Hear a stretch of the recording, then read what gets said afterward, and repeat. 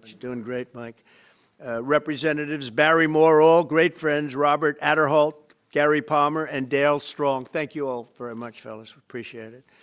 In my first term, I created a thing called Space Force, so important. You know, we were losing the race in space very badly to China and to Russia, and now we're far and away #1 in space, and reestablished Space Com with a mission to protect American space assets and detect any threat to our homeland. We initially selected Huntsville for the SpaceCom headquarters, yet those plans were wrongfully obstructed by the Biden administration. And as you know, they moved them to a different locale. And today we're moving forward with what we want to do and the place that we want to have this. And this will be there for hopefully hundreds of years. That's where it's going to be. I will say I want to thank Colorado. The problem I have with Colorado, one of the big problems, they do mail-in voting. They went to all mail-in voting. So they have automatically crooked elections. And we can't have that. When a state is for mail-in voting, that means they want dishonest elections, because that's what that means. So that played a big factor also.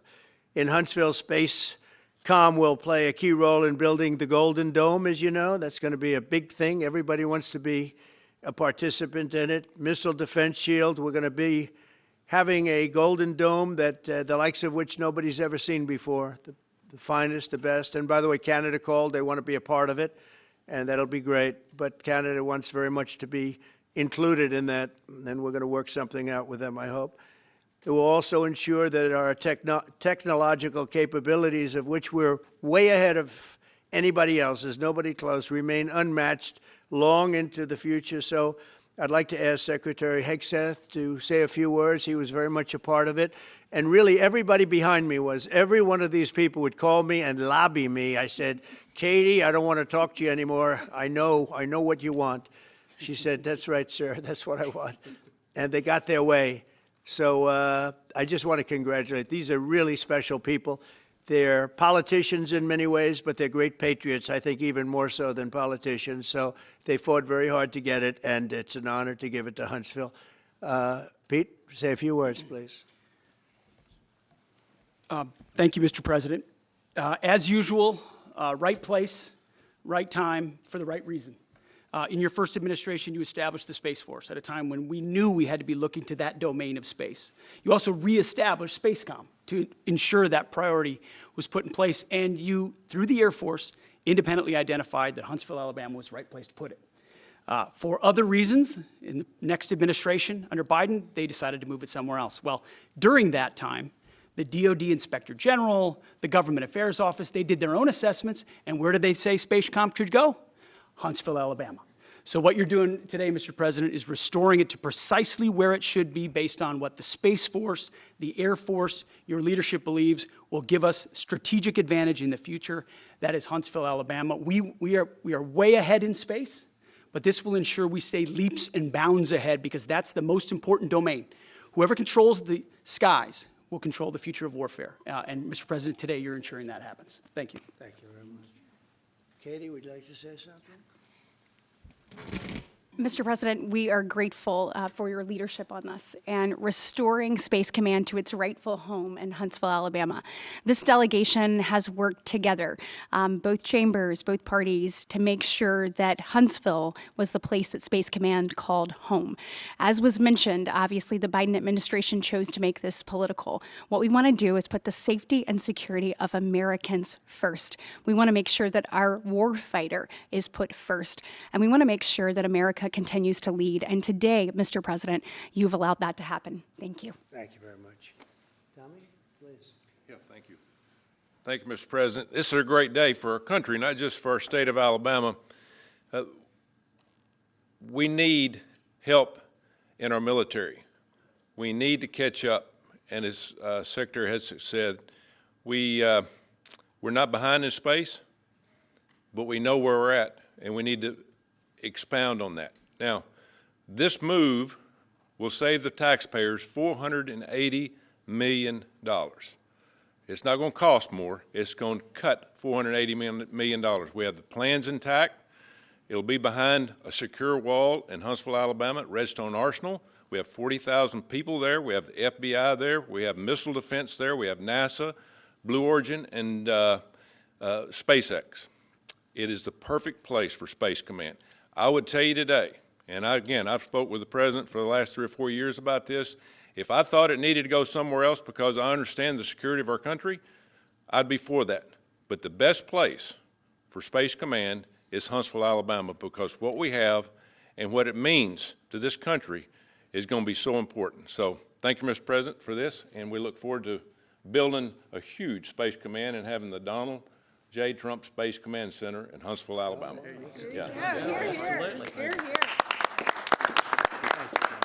JD, would you like to say something? Sure. Well, Mr. President, thank you. I'll be very brief here. I lobbied the president hard to put it in Ohio, but he said these people behind us, these Alabamas, are just too powerful and too persuasive. And so it's in Alabama, but as Tommy said, this is exactly the right place for Space Force and Space Command. I think Americans ought to appreciate the fact that you can't win the battle of the future unless you control the skies. The cyber security, the communications, the entire infrastructure of the battle in the 21st century will be in space. So it was a visionary move in the first administration for the president to set up Space Force, and I think an equally visionary move to make sure that Space Force is right where it should be in Huntsville, Alabama. Thank you, sir. Thank you very much. Gentlemen, anybody want to say anything? Would you like to say? Mr. President, another promise made, another promise kept. You think about it, Redstone Arsenal is critical to national security. The president said when you were the 45th president, let's do what's right for national security. And today, that's exactly what we're doing. It's not because of this or that. It's because it's right for national security. You think of the 21 categories that were evaluated to determine what was best for national security. All indicators pointed back to Huntsville, Alabama, and Redstone Arsenal. We have the right people at the right place at the right time. Mr. President, on behalf of the people of the 5th Congressional District and all of Alabama, thank you for keeping your word. Absolutely. Thank you very much. Anybody? Let me just say, Mr. President, I want to say thank you. And thank you for doing this because it was the right thing to do. When they looked at all the numbers, Huntsville was the place to go, and like you say, it was unfortunately pulled out, but you made it right. So I want to just say thank you again for a grateful nation, and to the state of Alabama, we're very grateful. Thank you, and God bless. Thank you. Thank you very much. Please, go ahead. Thank you, Mr. President. Throughout history, militaries has always understood that whoever could hold the high ground held the advantage. Space is the ultimate high ground. And what we're doing with moving the Space Command to Huntsville is absolutely critical to our maintaining dominance in that sphere. And it goes hand in hand with what we're trying to do with the Golden Dome and missile defense, to defend against anyone else who tries to enter that sphere. So thank you, Mr. President. Thank you very much. Please. Thank you, Mr. President. And obviously, national defense is a huge issue. And when you look at the scores, Alabama was #1. And for political reasons, it was moved out of our state. But, Mr. President, thank you for making priorities the defense and the warfighter and the safety of this nation. And in the big, beautiful bill, that Golden Dome will be built in Huntsville, Alabama, and we're grateful for that. Thank you. Listen, as chairman of the Armed Services Committee, I care very much about what's most important for our national security. And the President held a nationwide competition to determine where we should have this command. If y'all remember, at the end of that competition, where Alabama came in first, there was a lot of complaints from the other states who did not place well. He said, we'll do it over with new criteria to accommodate your concerns. Alabama came in first in that second competition. His Secretary of the Air Force reviewed the results, said it was fair, and the President named Huntsville. It was the Biden administration that decided to make it political, even though his own Secretary of the Air Force said it was a fair competition and it should be in Huntsville. So I want you to know I appreciate this President standing up and being strong and saying he's going to make this right and put it where it rightfully belongs, and that's Huntsville, Alabama. Thank you very much. Good job. Appreciate it. So thank you all very much. You are going to leave me alone now? You're not going to call me anymore and talk about this subject, right? You promise? They'll start something else. But I just want to congratulate you. It's a very big deal. When you come out and when you leave the room, you'll see that we just, over the last few minutes, literally shot out a boat, a drug carrying boat, a lot of drugs in that boat. And you'll be seeing that, and you'll be reading about that. It just happened moments ago, and our great general, head of the Joint Chiefs of Staff, who's been so incredible, including what took place in Iran, knocking out potential nuclear power for a long time to come. I think within a month they would have had it if we didn't do what we did.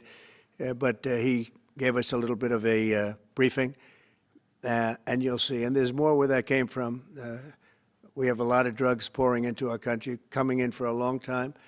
And we just, these came out of Venezuela and coming out very heavily from Venezuela. A lot of things are coming out of Venezuela. So we took it out, and you'll get to see that after this meeting is over. Do you have any questions, please? Yeah, please. Thank you, Mr. President. Senator Tuberville talked about the cost savings Yeah. associated with this announcement.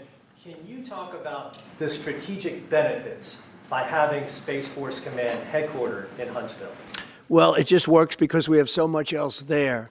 And having a central, you could call it a central command, but it really is a command station.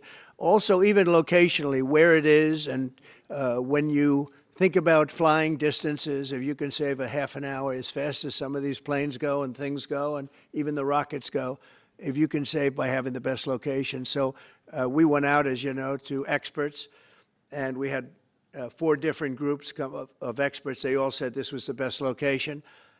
I also loved it from the standpoint, I know the people of Alabama, they are great people, work hard, and there's no games, and they're very proud of it. And I would say they fought harder for it than anybody else also. A lot of states, 5 states really wanted it, but they wanted it more. And I kid you not when I say that these people, they spoke to me a lot. That's all they wanted to talk about. They didn't want to talk about the weather. They only wanted to talk about moving to this location, moving to Alabama, Huntsville in particular. So we're honored to do it. They really wanted it badly, and they got it. Peter? President Trump, something completely different, but about a big viral social media trend over the weekend. How did you find out over the weekend that you were dead? You see that? No. People didn't see you for a couple days. 1.3 million user engagements as of Saturday morning about your demise. Really? I didn't didn't see see that. You know, I have heard, it's sort of crazy, but last week I did numerous news conferences, all successful. They went very well, like this is going very well. And then I didn't do any for 2 days, and they said, there must be something wrong with him. Biden wouldn't do them for months. You wouldn't see him. And nobody ever said there was ever anything wrong with him, and we know he wasn't in the greatest of shape. No, I heard that. I get reports. Now, you knew I did an interview that lasted for about an hour and a half with somebody, and everybody saw that was on one of your competitors. I did numerous shows and also did a number of truths, long truths, and I think pretty poignant truths. No, I was very active over the weekend. They also knew I went out to visit some people at the club that I own, pretty nearby on the Potomac River. And no, I've been very active actually over the weekend. I didn't hear that one. That's pretty serious stuff. I'm glad it's Well, it's fake news. You know, it's just it's so fake. That's why the media has so little credibility. I knew they were saying, like, is he okay? How's he feeling? What's wrong? I said, I just left. And it's also sort of a longer weekend, you know, it's Labor Day weekend. So I would say a lot of people, no, I was very active this Labor Day. I had heard that, but I didn't hear it to that extent. Go ahead, Peter. We know that this country has a huge problem with school shootings. You have said that you're open to sending the National Guard pretty much anywhere. Would you ever consider sending an armed National Guardsman to every school? Well, we have a big problem with school shooting, but we also have thousands and thousands of schools that run perfectly. You know, they talk about you can do things construction-wise, and that's really, I think nobody knows more about construction than me. You can build the construction doors, you can build what they call safety doors, where they lock on the outside, the inside, and every place else. Well, but if one of these lunatics happens to get through, then the police can't get in. Then they're looking for keys all over the place, and it takes a lot of disadvantages to doing, spending billions and billions of dollars and actually making it safer in some way for some of these lunatics that we're dealing with. But I don't think so. I've thrown out the concept. We have great teachers that love our children. The parents love the children. Teachers love the children, too. And if you took a small percentage of those teachers that were in the military, that were distinguished in the military, that were in the National Guard, et cetera, and you let them carry, that's something that a lot of people like. I sort of liked it. It'd have to be studied, but they're trained. They know about weapons. You can't do it with every teacher because most teachers don't know, and But I always thought that would be an alternative. But it just we've had a lot of instances. Other countries have also. They have different kinds of problems than we have, but we do have. There's something going on. And it's a bad thing. Yes, please. Have you spoken with President Putin in the past week? Have you spoken with President Putin in the past week? Yeah, I don't want to. I have learned things that will be very interesting. I think in the next few days you'll find out. Will there be any consequences if there isn't some type of announcement of a meeting with President Putin and President Zelensky? Yeah, there will and what be. could those consequences be? We're going to see what happens. We're going to see what they do and what happens. I'm watching it very closely. Last week they lost 7,000 between the two countries. 7,313 soldiers, to be somewhat exact, for no reason whatsoever. And they're Russian and they're Ukrainian, but, they're soldiers. I want to see it end. Yeah. Mr. President, have you decided you're definitely going to send National Guard troops to Chicago? I didn't say when, but the answer is, look, Chicago's very interesting because I watched Pritzker get up and say we don't need help, we're safe. But 2 weeks ago, they had 6 people murdered, and they had 24 people hit by bullets. Last week, as you know, it was 7 people, 24 people hit, and 7 people died. And then over the last 2 days, that was the crown jewel. They had, I guess, 9 or 10 killed, and 50 hit with bullets. And you have this governor get up, who's a terrible governor. Probably he and Gavin Newsom would be probably the 2 worst and most naive. They're naive. Either they're naive or they're very untruthful. And he'll say, we don't want any protection. We don't need. So in the last 3 weeks, he's lost almost 20 people killed. There's no place in the world, including you can go to Afghanistan, you can go to places that you would think of. They don't even come close to this. Chicago is a hellhole right now. Baltimore is a hellhole right now. Parts of Los Angeles are terrible. If we didn't put out the fires, and I mean the other fires, the bullet fires, they didn't do a good job with, they should have had the water coming down, like I said. We had to release the water. We had to go in and release the water to LA. It's so badly run. But if I didn't send the National Guard into Los Angeles, I would be making an announcement today. I'd be talking about Huntsville, and I'd simultaneously be saying, by the way, the Olympics is not coming to Los Angeles. If we didn't do that, and even the sheriff, the top law enforcement person in Los Angeles said, we could not have handled it without them. So that's what he said. Make your mind up on Chicago, though? Well, we're going in. I didn't say when. We're going in. When you lose, look, I have an obligation. This isn't a political thing. I have an obligation. When we lose, when 20 people are killed over the last 2.5 weeks, and 75 are shot with bullets. So let me tell you a little story about a place called D.C., District of Columbia, right here where we are. It's now a safe zone. We have no crime. It's in such great shape. You can go and actually walk with your children, your wife, your husband. You can walk right down the middle of the street. You're not going to be shot, Peter. You're safe. Everyone likes you anyway. They probably wouldn't do it. But it's so dangerous. And there are people in this audience you've suffered greatly.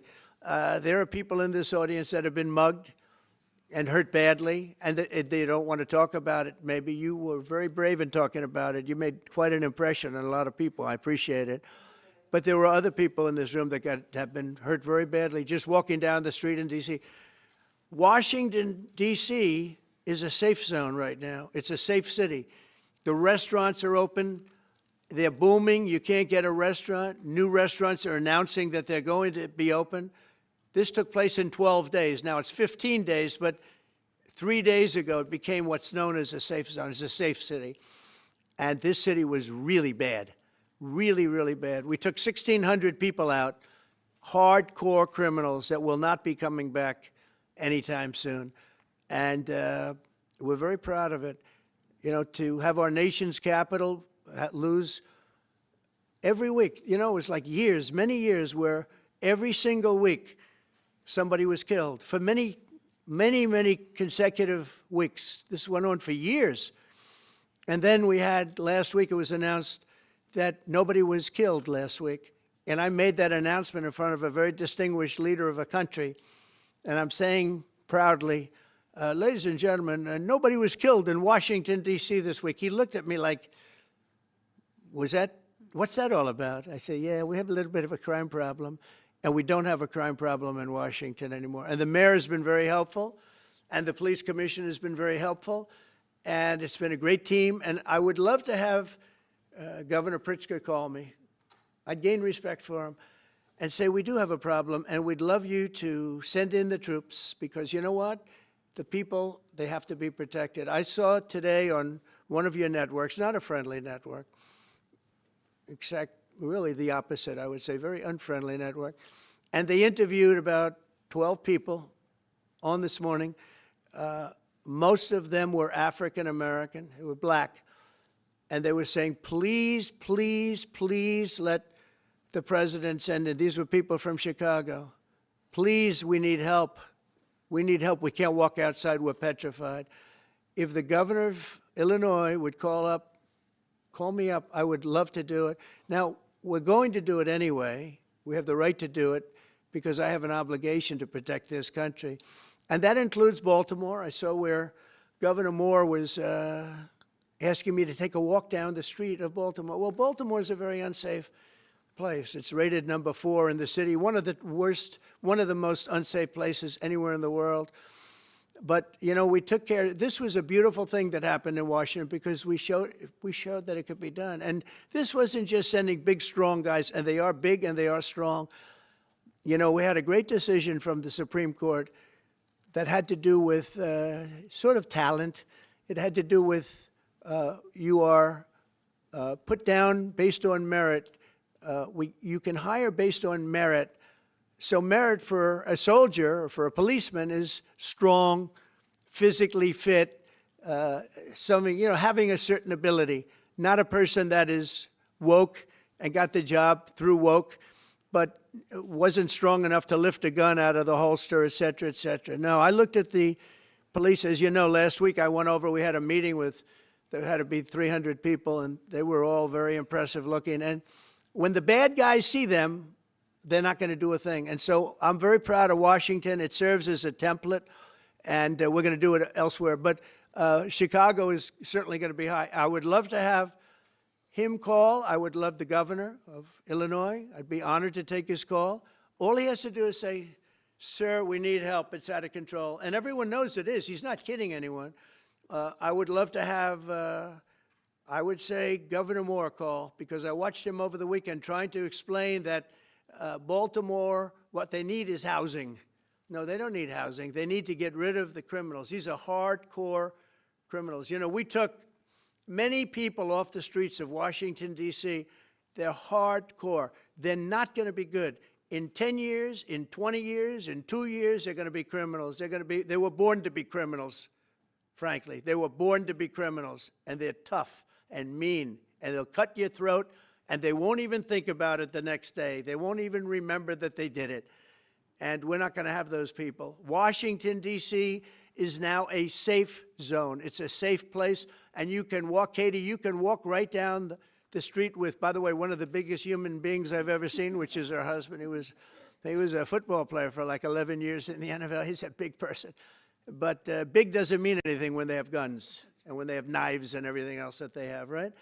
But you can walk right down the street, even by yourself, and you're totally safe. Washington, D.C. is a great thing. Yes, ma'am, please. Mr. President, as you're calling on Democratic leaders across the country to work with you on crime, do you see your efforts here in D.C., including, for example, working with Mayor Bowser here as a model for bringing more bipartisanship in matters not only with crime, but also issues that matter to everyday American people's lives? So Mayor Bowser's been great. She could have taken the thing, oh, well, and then after I clean it up, they'll take credit for it. You know what they do is they take credit. Like, we cleaned up Los Angeles. We did a great job there.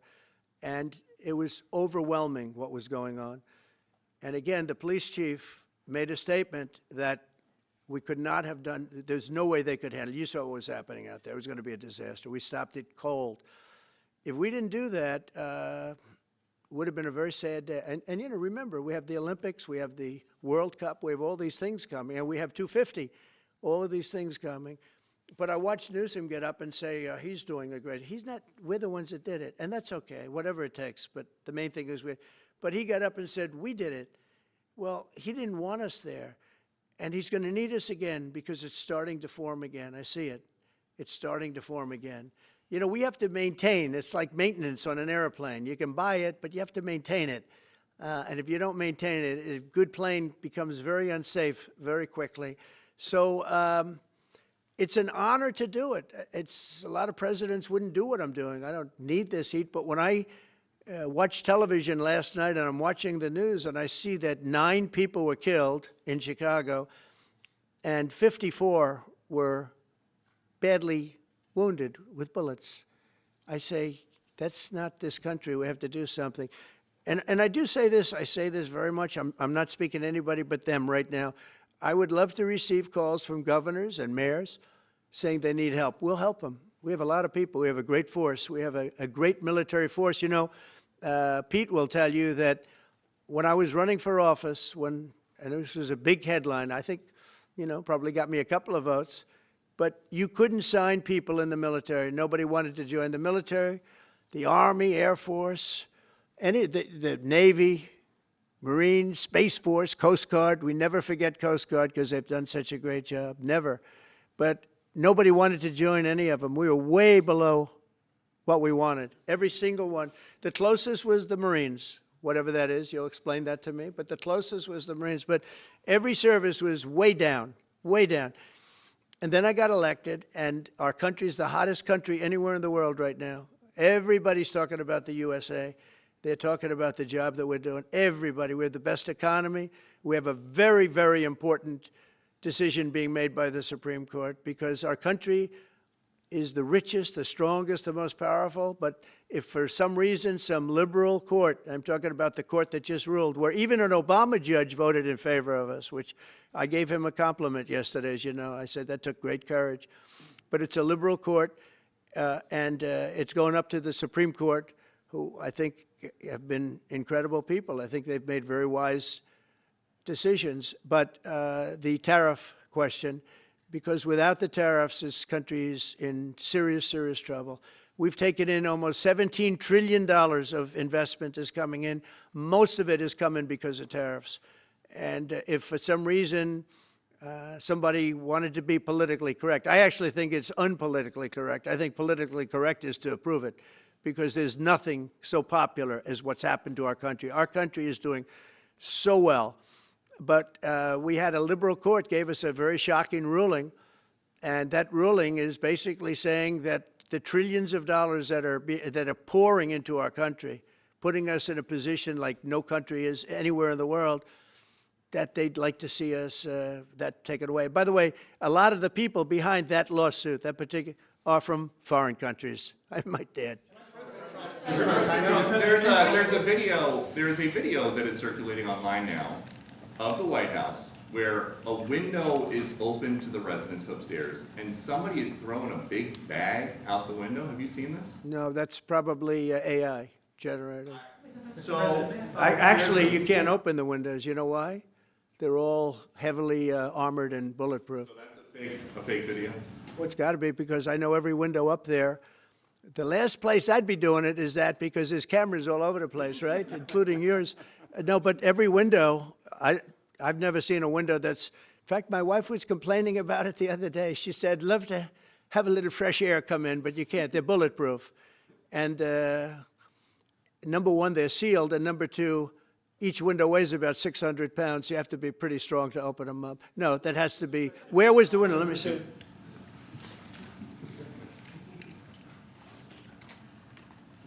Maybe from the renovations? Which is the window? It looks like this is on the 15th Street side, I think. So right here. Yeah, those windows are sealed. Those windows are they're all sealed. You can't open them. What you were saying regarding the federal. It's the kind of thing they do. And one of the problems we have with AI, it's both good and bad. If something happens really bad, just blame AI. But also they create things, you know, it works both ways. If something happens that's really bad, maybe I'll have to just blame AI. But there's truth to it because I see so many phony things. I saw something as I was growing up from the time I was a baby till now. I said, who did that? It was AI generated. So it's a little bit scary, to be honest with you. But those windows are all very heavily sealed. Thank you, Mr. President. I want to follow up with what you were saying regarding that federal appellate court that ruled against you and your administration as it relates to your ability. Well, they ruled against our country, the court, and they ruled against us before. It's a very liberal court. You called it highly partisan in your Well, it social certainly media posts. is. It certainly and in is. fact, it was along ideological lines, 7-4. Well, except that we actually got one of the Obama judges that was appointed by President Obama voted in favor of the tariffs because he felt it was imperative for our country to thrive and survive even. And I gave him credit. I said, you know what? That took a lot of courage for him to do it because you don't see that often. So my question is, I suspect you're going to appeal that all the way to the Supreme Court. Well, we already have, yeah. In fact, we're doing something else. We're going to be going to the Supreme Court, we think tomorrow, because we need an early decision. I mean, look, the financial fabric of our country, we're a rich, incredible country right now. And we're able to, you know, other countries use tariffs on us for years, and we never did. I did a lot during my first term, but then we had COVID, and we had to focus on other things. You couldn't be tariffing Italy, Spain, France, as they were dying by the thousands and millions. But we did with China, and China paid us billions and billions of dollars. And I started the process, but then I had to end it a little bit because of COVID. We focused on that. But no, it's a very important decision, and frankly, if they make the wrong decision, it would be a devastation for our country. We've taken in trillions of dollars, and by the way, all these countries signed agreements. As an example, they're all happy, everybody's happy, but some whack job put in a lawsuit. It went before a very liberal court, and the liberal court ruled, it was 11, they ruled 7-4. With one of the most liberal of them all voting in our favor because they're patriots. I think I give tremendous credit to that judge. And now it's going to the Supreme Court. Now we're going to be asking for early admittance. We're going tomorrow, and we're going to ask for an expedited ruling because, you know, when you look at the stock market's down today, the stock market's down because of that. Because the stock market needs the tariffs. They want the tariffs. If you look at AI, all of those, you know, all of that money that's going to be invested, trillions and trillions of dollars, the biggest thing, bigger than the internet, I suspect. It's the internet plus 3 or 4 other things combined. We are leading very substantially with AI. We're leading because of tariffs. We're leading because of talent, and this is where they'd like to be. But without the tariffs, we wouldn't have a chance because we wouldn't be able to protect those investments of the companies coming in. So if you took away tariffs, we could end up being a third world country. That's how big the ruling. So we're asking for an expedited ruling. As a backstop to that, President, you have a Republican-controlled Congress. You control the House. You control the Senate. Yeah, but we don't have 60 votes. We don't have 60 votes. I'd love to do that. Oh, if we had 60 senators, if we got the 60 votes, we would get them. But we need 60 votes, and we need, you know, a certain number in the House. I think we'd get, I don't know, we have about 5 of them here. Would everybody agree with me on tariffs? Without tariffs, we're a different country. We have taken in so much money. And here's the thing. We signed a deal with Japan. They're paying us hundreds of billions of dollars. We signed a deal with South Korea. We signed a deal with the European Union. We signed a deal with Europe. And those countries are paying us $950 billion. And they're happy about it. They're okay. As one of them said, it's amazing that we got away with it so long. One of my friends, a leader of one of the countries, and they're fine with it. They all signed. If that ruling ever went against us, I guess would have to give back hundreds of billions. We would have to give trillions and trillions of dollars back to countries that have been ripping us off for the last 35 years. And I can't imagine it happening. On a legal basis, they have no legal basis whatsoever. But on a common sense basis, it would destroy America. Okay. We talked about controlling the sky. On Sunday, the satellite signal of Ursula von der Leyen's plane was alleged. With Ursula? Well, she had an interesting event. She's a tremendous woman. And so what are you asking me about her? NATO is concerned about it, too, about this. Sure, NATO is concerned about it. Well, nobody knows where it came from, but they did take away her ability to use a phone. You know? Sometimes that's a good thing. Sometimes that could happen to me. I'd be very happy. Mr. President, reducing the tariffs on India from 50%. What does that mean? Are you considering taking away some of the tariffs that you've imposed on India? You had posted. No, we get along with India very well, but India has, you have to understand, for many years it was a one-sided relationship. Only now, since I came along, and because of the power that we have with tariffs, India was charging us tremendous tariffs, about the highest in the world. They were about the highest in the world, number one. And we therefore weren't doing much business with India, but they were doing business with us because we weren't charging them. Foolishly, we weren't charging them. So they would send in massive, everything they made, they'd send it in, pour it into our country. Therefore, it wouldn't be made here, which is a negative. But we would not send in anything because they were charging us 100% tariffs. And, I'll give you an example, Harley-Davidson. Harley-Davidson couldn't sell into India. There was a 200% tariff on a motorcycle. So what happens? Harley-Davidson went to India and built a motorcycle plant. And now they don't have to pay tariffs. Same thing as us. So what we're doing is literally thousands of companies are coming into the U.S., car companies, AI, but, more traditionally, car companies. We have so many car company factories under construction or being designed right now. And they're coming from China, they're coming from Mexico, I must tell you, and they're coming from Canada, a lot of them coming from Canada. But they're coming into our country because they want to build here. And they want to build here for two reasons. Number one, they'd like to be here. And number two, the tariffs are protecting them. And number three, they want to avoid paying tariffs. When they build their cars here, they don't have any tariffs to pay. When you build here, you don't have any tariffs.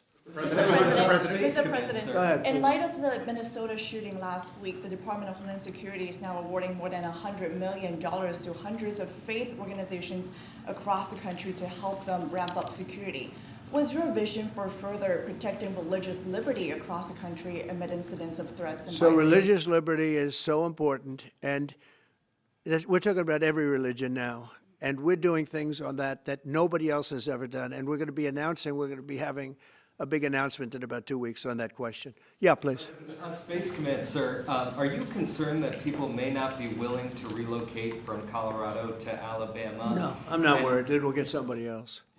The problem with Colorado is they have a very corrupt voting system. Look, I have so many friends in Colorado. Anytime you have mail-in voting, you have corrupt elections. Very simple.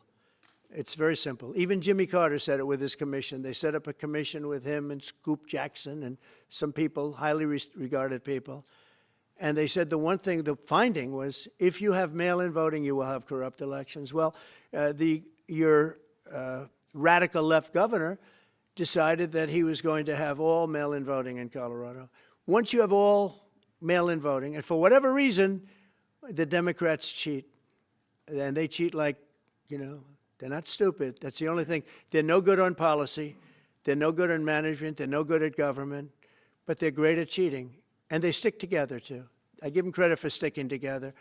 Please. Obviously, this is a big win for national security, moving this to Alabama. We've all can agree with that. Big. Is there any idea of the economic impact this has on the state and on that local area? Katie, do you want to answer that? Look, go ahead. Please go. This is going to be tremendous. I mean, the state of Alabama, what we've seen through this process is the worst of Washington. We've seen politics get in the way of what is best for the warfighter, what's best for national security. And the state of Alabama is about to show the country the best among us. So we know the economic impact is going to be tremendous. There at Redstone Arsenal, we're proud to house everything from the FBI to headquarters there for material command to a number of things. We obviously have NASA with Marshall Space Flight Center, and so this naturally fits within. When you look at the decision matrix that they placed in front of us, that's why we ranked so high, is because we have the resources necessary and the ability to build out quickly to meet the needs in front of us. As far as economic impact, it would be tremendous. Does anybody have an exact number? 1,600 jobs. 3,000 spin-off. With 3,000 spin-off. Look at this. This is teamwork right here. So we are really proud, and the people of Alabama are ready to get to work. And I've got a housing question, if you could, just for a second, Mr. Yeah, President. please. Owning a home and going about the American dream seems like it's out of touch for a lot of Americans. Just recently, you pushed out a statement about addressing an emergency housing situation. That's right, we're thinking about doing that. Yeah, can you just? Well, we need a little help from the Fed. We have a man named Jerome Too Late Powell. You probably heard of him. He's too late. He's way too late.